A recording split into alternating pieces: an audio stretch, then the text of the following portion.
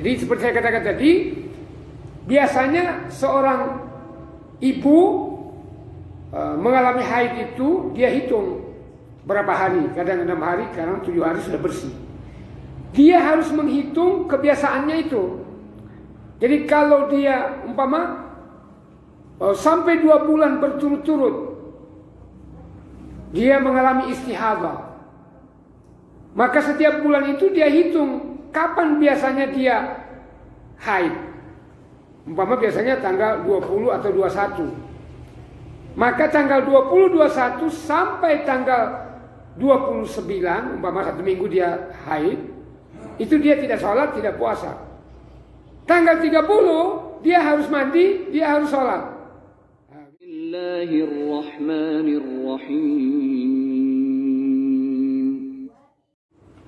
Pertama, hadis pertama mengenai rambut bagi wanita yang mandi dari haid.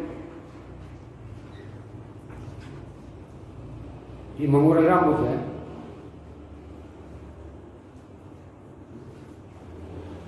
Nah, hadis ini pada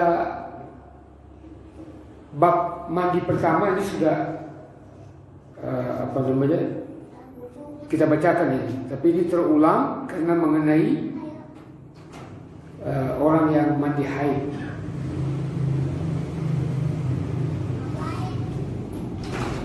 Diriwayatkan dari Ubaid bin Ismail sampai kepada Aisyah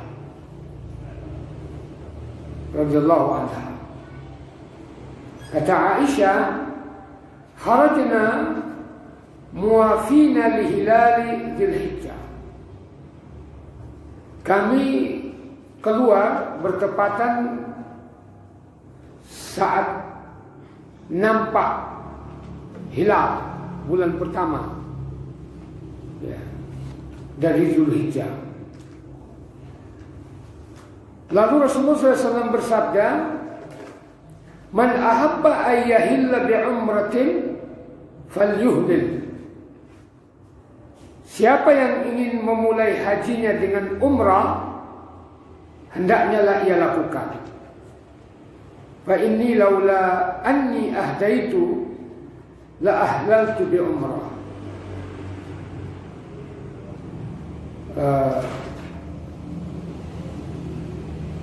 Sekiranya aku tidak membawa hewan sembelihan yang disebut dengan sembelihan al-hadyu, maka aku lebih suka untuk melakukan umrah terlebih dahulu. Nah, ini berarti kalau umrah terlebih dahulu berarti haji tamattu. Ya. Karena Nabi membawa sembelihan al-hadyul dari Madinah ke Mekah, maka beliau melakukan haji qiran. Haji qiran. Qiran itu menyatukan antara tamattu dan ifrad. Gitu ya. Fa ahalla ba'duhum bi umrah wa ahalla ba'duhum bi hajj. Maka ada yang memulai memakai pakaian ihram, memulai dengan umrah, ya berarti haji tamattu. Ada yang haji dulu baru berumrah, berarti haji ifrad. Kata Aisyah, wa kuntu ana mimman ahalla bi umrah. Tadinya aku termasuk yang berpakaian ihram memulai dengan umrah, berarti haji tamattu. Fa adrakani yaum Arafah wa ana haid. Ya, maka hari Arafah sampai kepadaku, atau aku sampai pada hari Arafah, aku masih dalam keadaan haid. Fasyaqautu ila Nabi sallallahu alaihi wasallam, faqal, aku pun mengadukan atau curhat kepada Nabi SAW mengenai keadaanku ini, maka beliau bersabda, da'i umratak, tinggalkan umrahmu. Ya, berarti diubah niatnya. Tadinya haji tamattu', nah haji dahulu berarti ifrad. Wangkudi ra'saki wamsyati wa ahilli bihad. Ya.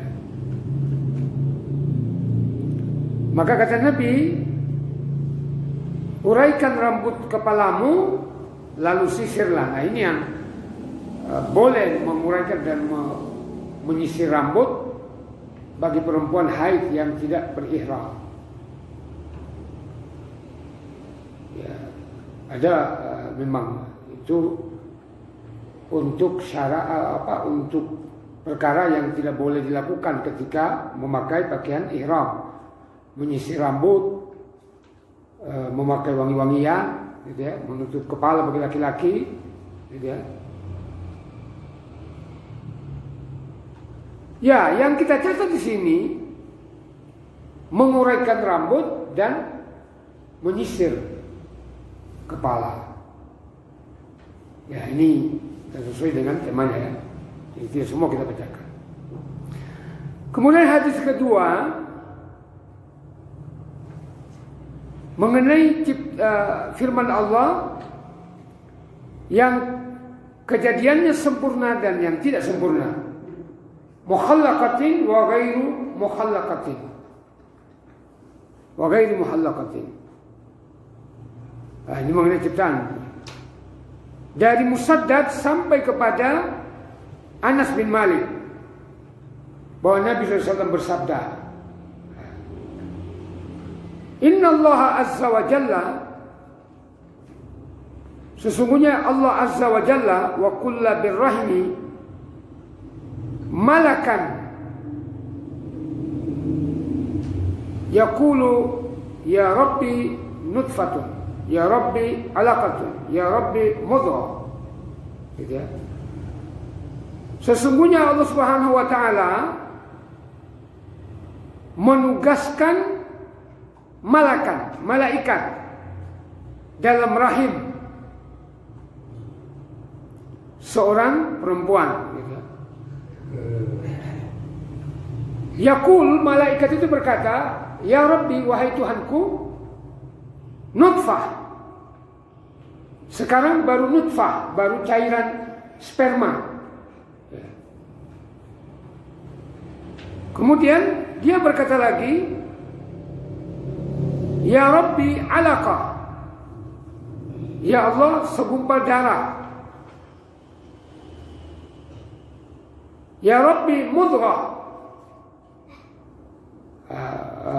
wahai Tuhanku segumpal daging. Nah, ini fase pertumbuhan janin di dalam rahim. Jadi pertama itu nutfah, 40 hari berubah menjadi darah. Darah berubah 40 hari berubah menjadi daging. Ya, dalam riwayat lain ya, setelah 3 kali 40 hari ditiupkan roh. Fa idza arada an yaqdiya khalqahu qala adzakarun am untha, syaqiyun am sa'id, famar rizqu wal ajal fayuktabu fi batni ummi. Ya. Maka apabila Allah berkehendak menetapkan ciptaannya,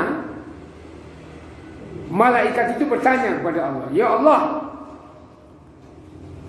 janin ini ditetapkan sebagai laki atau sebagai perempuan? Jadi Allah menentukan dalam ayat, wallazi yusawwirukum fil arham kaifa yasha. Dialah yang membentuk kalian di dalam rahim ibu kalian menurut kehendaknya. Artinya kadang-kadang mirip ayah, mirip ibu, mirip kakek, mirip nenek dari ayah maupun dari ibu. Itu Allah yang membentuknya, laki atau perempuan. Gitu ya.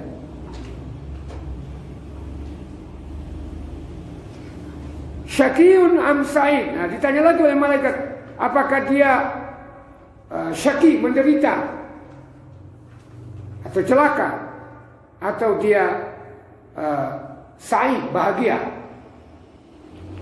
Faman rizku, maka bagaimana rezekinya?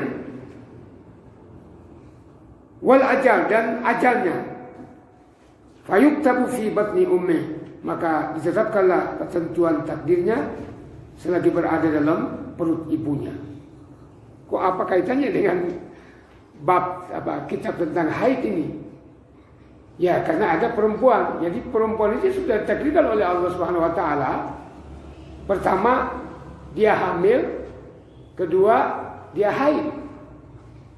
Ya, dia nifas, itu takdir Allah. Namun ketika manusia berada di alam rahim, umur 120 hari tadi, yaitu sperma 40 hari, darah 40 hari, kemudian daging 40 hari, dititipkan roh. Ditetapkan laki atau perempuan, susah hidupnya atau bahagia, ya, rezekinya, ajalnya, semuanya sudah ditetapkan. Kemudian yang ketiga, bagaimana wanita yang sedang haid melakukan ihram. Ya. Dan bertalbiyah. Talbiyah itu mengucapkan labbaik Allahumma laka labbaik innal hamda wan ni'mata laka wal mulk. Itu namanya talbiyah. Haji dan umrah.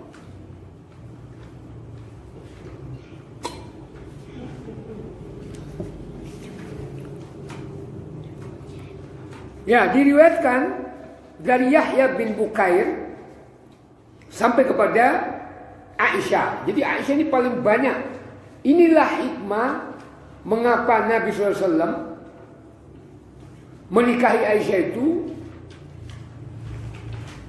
umur 6 tahun di akad, 9 tahun baru bersama. Ya. Orang Barat menuduh Nabi Muhammad itu pedofil, dia suka kepada anak-anak. Ya, padahal itu rencana Allah Subhanahu wa taala. Karena ternyata Aisyah itu ketika Nabi meninggal dia baru umur 18 tahun. Nah, ditakdirkan Aisyah itu berumur 86 tahun. Jadi Aisyah lah yang menerangkan perkara agama, terutama yang ada kaitannya dengan keluarga, gitu ya. Ya, maupun dalam perang, karena Aisyah sering mengikuti perang, gitu ya. Kata Aisyah, harajna ma'an Nabi SAW fi hajjatil wada, hampir sama dengan hadis pertama tadi. Ya. Faminna man ahalla bi umrah wa minna man ahalla bi hajj. Faqadimna Makkah, faqala Rasulullah SAW, man ahrama bi umrah wa lam yuhdi fal yuhlil. Hampir sama itu ya. Rasulullah bersabda sampai di Makkah, siapa yang berihram untuk berumrah, niat umrah, tapi dia tidak membawa, tidak menyembelih hewan haji. Kalau orang Indonesia bilang dam, padahal bukan dam, beda dam. Kalau dam itu dibayar untuk pelanggaran. Nah, kalau kita haji tamattu bukan pelanggaran, tapi memang menyembelih hewan atas perintah Allah. Wa man tamatta'a bil umrati famastaysara minal haji. Wa man ahrama bi umrah wa ahda fala yahillu hatta yahilla binahari hadihi. Barang siapa yang berihram dengan niat umrah dan dia menyediakan hewan hadyu, maka janganlah ia bertahallul hingga ia menyembelih hewan hadyunya. Jadi, wa man ahalla bihajjin, siapa yang berniat ketika memakai pakaian ihram berhaji, maka hendaknya ia menyempurnakan hajinya. Ya, berarti kalau haji tamattu, begitu kita dari Madinah sampai di Mekah, kita tawaf kudum, kemudian bersa'i, bertahallul, maka sudah boleh dilepas pakaian ihram. Jadi pakaian ihram itu hanya 1 hari aja dari Madinah sampai Mekah. Nah, kita berpakaian ihram lagi kalau mau berangkat ke Arafah. Gitu ya. Nah, biasanya hari Tarwiyah, hari ke-8 itu, biasanya setelah zuhur sudah berangkat ke Arafah. Nah, sebenarnya berangkat ke Arafah itu ya besoknya, besok paginya, tapi karena khawatir banyak orang macet, sehingga kita siangnya itu sudah berangkat ke Arafah. Itu pun padahal Arafah itu kurang lebih 12 kilo Pak dari Mekah. Gitu ya. Nyampe di tempat jam 9 malam. Padahal berangkatnya zuhur. Gitu ya. Ya karena macetnya itu. Ya kalau jalan kaki sebenarnya paling 2 jam nyampe. Gitu ya.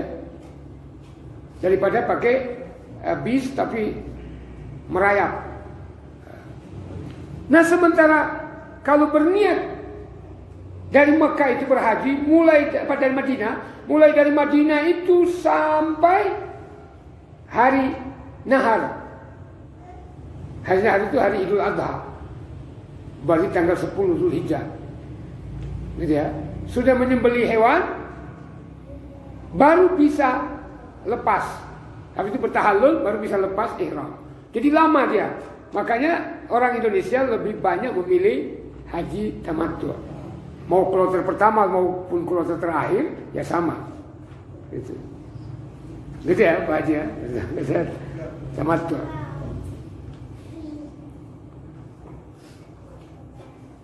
Nah, Aisyah dalam catatan hadis ini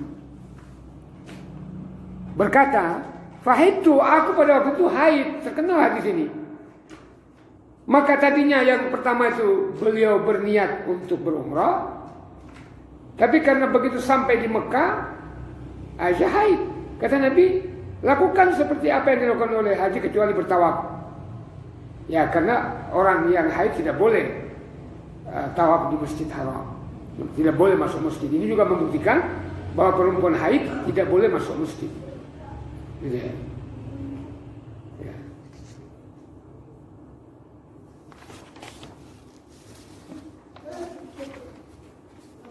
Ya, sampai hari Arafah.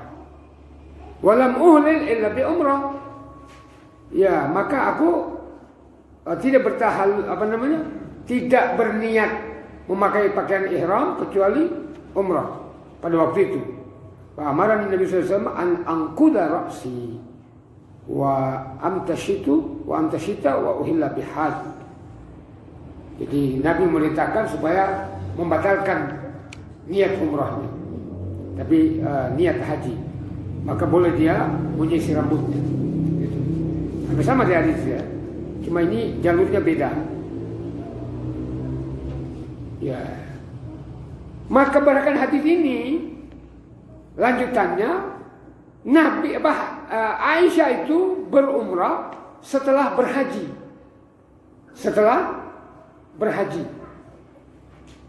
Nah, beliau memulai dari Tan'im, didampingi oleh adiknya yang bernama Abdurrahman bin Abu Bakar. Karena itu muhrimnya atas perintah Nabi. Jadi bukan berumrah berkali-kali pada satu musim haji. Nah, ini yang diikuti oleh orang banyak Indonesia gitu. Tidak sah itu. Maka saya ketemu teman satu kloter, satu maktab, dia dokter, ketemu Ustadz. Saya ketemu tengah malam jam 3. Ustadz, saya ini baru umrah. Saya sudah 14 kali loh umrah ini. Dalam hatiku, 14 kali ngopo orang itu capek tok gitu. Orang direken itu ya. Ngumpung di sana ya. Saya dulu termasuk di pemimpin KBH Aisyah, ya saya nggak setuju gitu ya. Satu kali itu dipakai oleh seorang pokok ya. Yang penting jangan melakukan sesuatu yang tidak. Nah dalilnya ini katanya Aisyah, padahal Aisyah karena belum berumrah sehingga umrahnya itu ya, terakhir gitu. Nah ini harus kita paham. Jadi begitu ada masalah ini tidak seperti itu persoalannya. Karena orang menjadikan dalil ini ya. Boleh berumrah berkali-kali dalam satu musim haji. Hanya boleh berumrah satu kali. Kalau mau berumrah lagi balik lagi ke Indonesia baru ke sana. Nah sekarang pun dibatasi tidak. Kalau dulu setiap tahun boleh. Kadang orang 2 kali setahun berangkat. Ya sekarang orang makin banyak, ya dibatasi. Ya, gitu ya. Kemudian awal dan akhir haid. Nah ini biasanya. Berapa awalnya? Diriwayatkan dari Abdullah bin Muhammad sampai kepada Aisyah juga. Aisyah menjelaskan bahwa Anna Fatimata binti Abi Hubais. Jadi Fatimah itu banyak pada waktu itu. Antara lain adalah anak dari Hubais. Kanat tustahadu. Pada waktu itu Fatimah mengalami istihadah. Istihadah itu darah penyakit. Gitu ya. Fasa'alatin Nabiyya sallallahu alaihi wasallam. Kemudian Fatimah binti Hubais ini bertanya kepada Nabi sallallahu alaihi wasallam mengenai hal itu. Maka beliau bersabda, "Zalika irqun." Darah istihadah artinya darah yang keluar dari wanita bukan pada waktu haid biasanya. Nah, atau haidnya itu umpama berlaku 7 hari. Biasanya 7 hari. Perempuan itu haid sudah bersih. Nah, kalau suatu saat melebihi jadi 8 hari, 9 hari, 10 hari, maka dia mengikuti kebiasaan 7 hari itu. Jadi kalau 7 hari dia haid bersih, maka dia harus mandi. Ya, maka dia memakai pembalut, dia mandi, kemudian dia sholat, dia puasa. Nah, kemarin sudah kita jelaskan itu ya.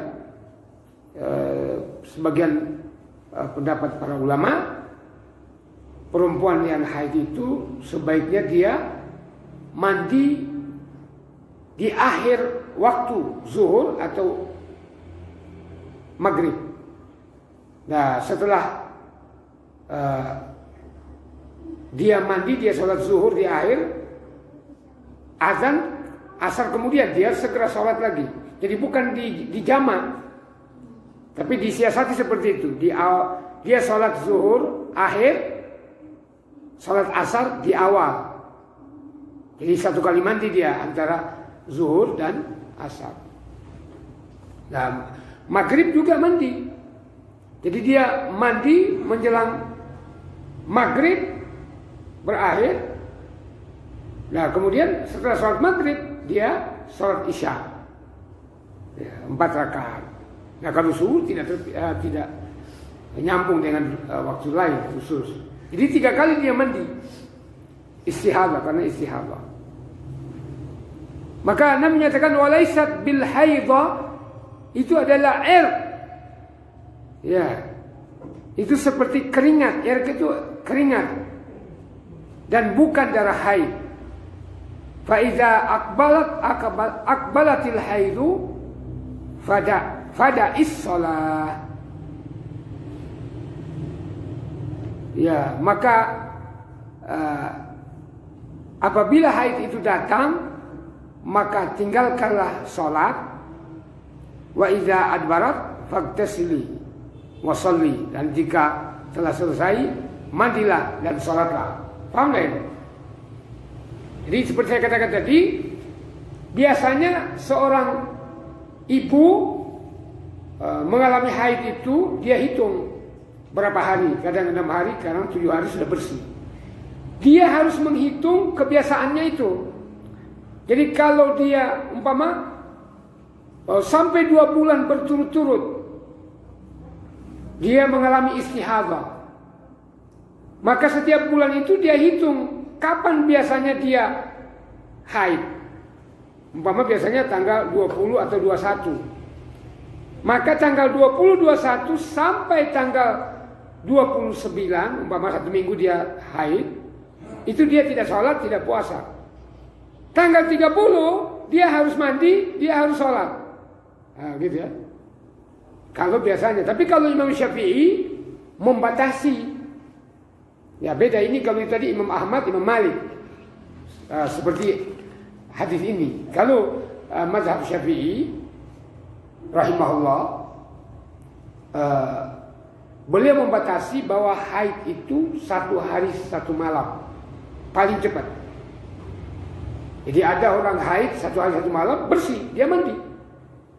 Ya, gitu ya. Paling lama haid itu 15 hari. Nah, kalau lebih dari 15 hari baru istihadah. Baru namanya istihadah. Gitu ya. Paham ya? Tapi kalau tadi pokoknya direken biasanya dia haid berapa hari dalam 1 bulan, 1 minggu. Yang berarti dia setelah itu dia mandi. Nah, masih mazhab Syafi'i menyatakan paling yang biasa terjadi haid itu 7 hari.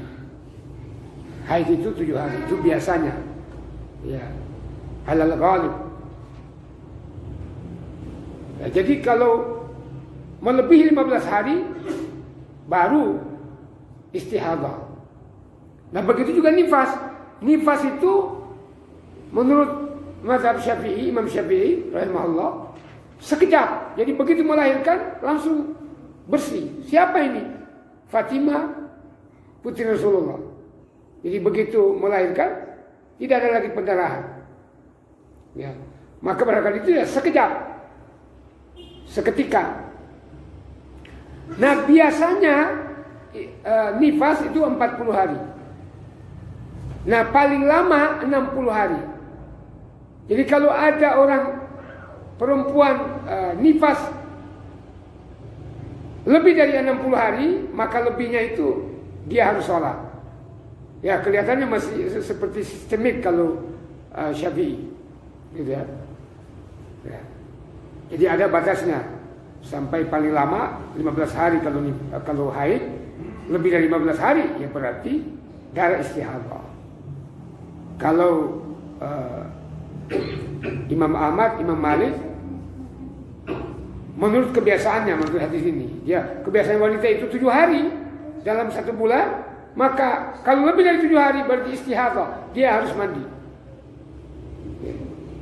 dan sholat serta puasa.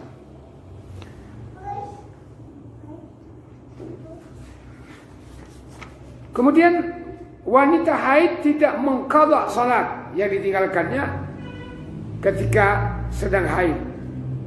Salatnya tidak diqadha. Ya, ada orang juga berfatwa harus diqadha. Itu adalah keringanan. Jadi kaum ibu itu sebenarnya diberi dispensasi oleh Allah Subhanahu wa taala, ada liburnya salat.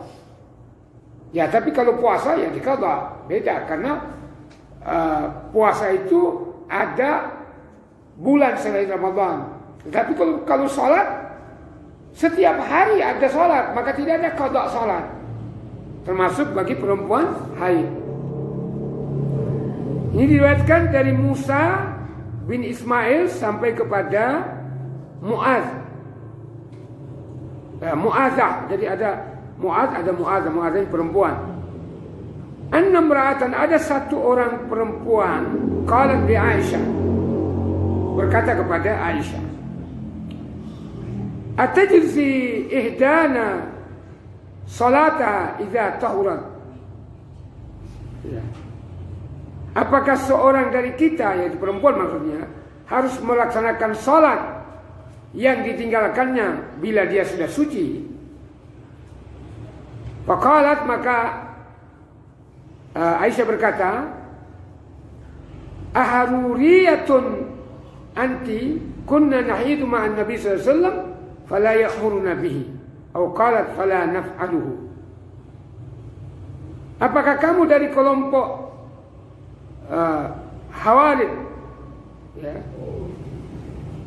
Sesungguhnya kami pernah mengalami haid di sini Nabi sallallahu alaihi wasallam dan beliau tidak memerintahkan kami untuk itu. Atau Aisyah berkata, kami tidak melakukannya, yaitu mengqadha salat. Jadi itu keringanan yang diberikan oleh Allah.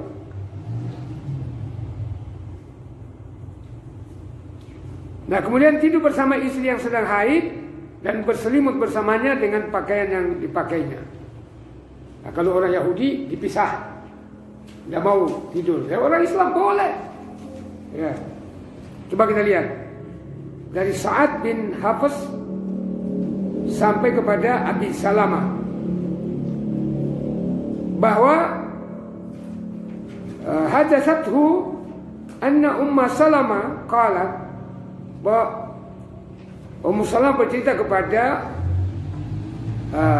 Zainab binti Abi Salamah ini bahwa Ummu Salamah berkata, aku haid, aku bersama Nabi SAW. Jadi Ummu Salamah ini setelah meninggal Abu Salamah suaminya dinikahi oleh Nabi. Ummu Salamah sudah berumur 56 tahun gitu ya, pada waktu itu. Ya sudah menopause. Jadi Nabi hanya melindungi sahabat, istri sahabatnya. Fa'akhadtu thiyaba hidhati falabistuha. Aku pun menggunakan pakaian yang kugunakan untuk haid, yang aku pakai untuk haid. Faqala li Rasulullah SAW, anufisti?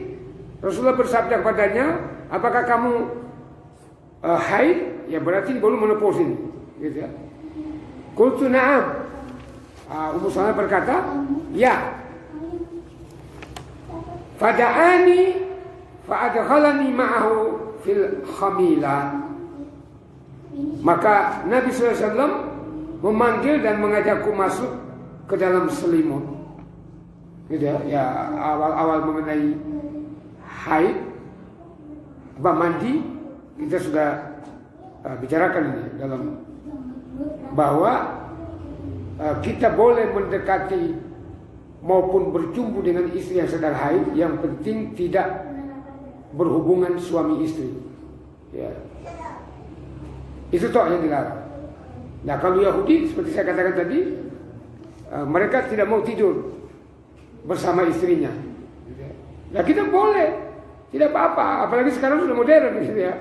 Perempuan sudah memakai pembalut yang tidak tembus.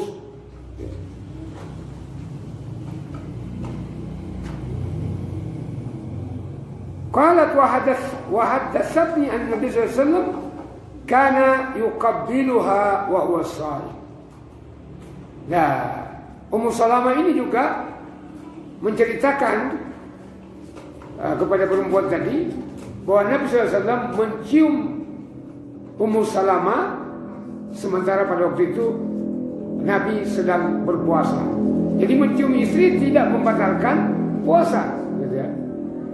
Ya, kalau Aisyah juga melihatkan sama redaksinya, cuman ada tambahan kata Aisyah, Nabi itu orang yang paling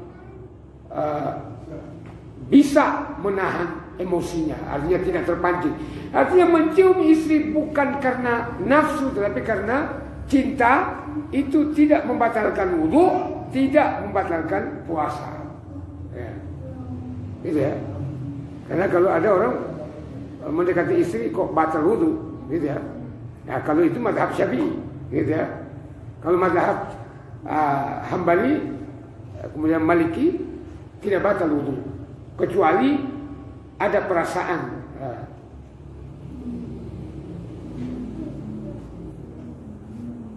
Ya, wa kuntu agtasilu ana wan Nabi sallallahu alaihi wasallam min ina'in wahid min al-janabah. Ya. Nah, ini diceritakan bahwa Ummu Salamah mandi bersama dalam satu wadah bersama Nabi karena junub. Ya boleh. Ya ada orang nggak boleh. Orang mandi satu wadah, satu kamar mandi boleh. Lalu suami istri kok dibolehkan oleh Allah, kenapa dilarang? Gitu. Rasul juga mempraktekkan itu.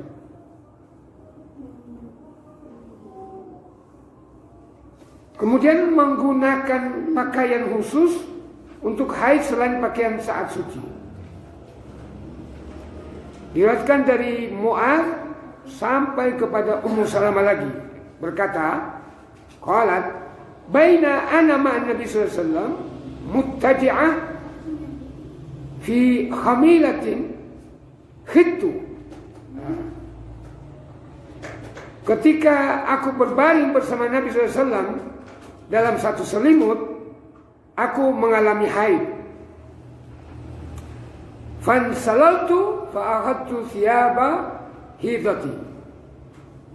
Ya, maka aku pergi diam-diam dan mengambil baju khusus haidku. Kemudian Rasulullah bertanya, "Anufisti, apakah kamu mengalami haid?" Ya. Faqultu na'am. Ummu Salamah berkata, "Ya." Fada'ani fattaja'tu ma'ahu fil khamilah. Beliau lalu memanggilku, maka aku pun berbaring bersamanya dalam satu selimut. Gitu ya. Jadi ada dua, tidak hampir sama dengan yang pertama. Jadi memakai baju khusus maksudnya berarti hidupnya sudah teratur gitu ya. Ada pakaian khusus haid gitu ya. Karena mungkin khawatir jangan sampai darahnya tercecer belum tercuci ketika sudah bersih.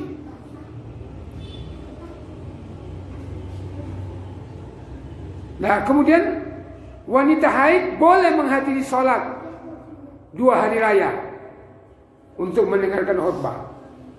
Jadi pada waktu hari raya Idul Fitri maupun Idul Adha, perempuan haid boleh hadir karena lapangan bukan masjid. Kalau diadakan di masjid tidak boleh, gitu ya. Tapi itu pun kalau di masjid ya perempuan di halaman itu tidak apa-apa. Ya kayak kemarin Masjid Al-Hikmah, perempuannya di halaman, lakinya di badan masjid. Ya. Karena COVID itu ya tidak boleh kita di lapang. Tapi kalau di lapang ya sama semua bergabung sini nggak apa-apa. Dia tidak sholat, hanya mendengarkan khutbah. Nah ini hadisnya. Ya itu bisa dibaca ya. Ini kata muadzin. Kemudian nah ini hampir sama tadi ya. Jika seorang wanita mengalami 3 kali haid, 3 kali masa haid dalam sebulan, nah, apa yang harus dilakukannya dalam masa-masa haid itu? Sama tadi dengan yang pertama ya, berarti darah istihadah. Nah kemudian cairan kuning dan coklat yang keluar di luar masa-masa haid, artinya sudah lebih 1 minggu. Sudah 1 minggu biasa dia haid, sudah bersih. Hari ke-8 masih kuning, masih coklat, gitu ya. Nah sejatinya itu sudah bisa sholat. Ya. Jadi sini katakan, kunna la na'uddul kadrata was sufrata syai'an. Kami tidak menganggap warna keruh dan kekuningan sebagai sesuatu dari haid. Ya. Makanya kalau di mazhab Hambali, kalau sudah tidak ada lagi darah, hanya tinggal bercak kuning, itu sebenarnya sudah akhir itu. Jadi kalau lebih dia 1 minggu, bapak dia 1 minggu haid, hari ke-8 kok masih, maka itu bukan lagi darah haid, gitu ya. Tapi kalau mazhab Syafi'i, karena paling lama 15 hari, ya berarti masih haid. Nah itu, gitu ya. Imam Syafi'i itu terlalu berhati-hati. Gitu. Ya. Ya, itu ada keterangan hadis mengenai istihadah. Tadi sudah kita bicarakan istihadah, yaitu darah kotor. Ya, ini saya kira cukup karena sudah masuk azan. Nanti setelah azan baru kita ada tanya jawab. Silakan azan. Alhamdulillahi Rabbil Alamin.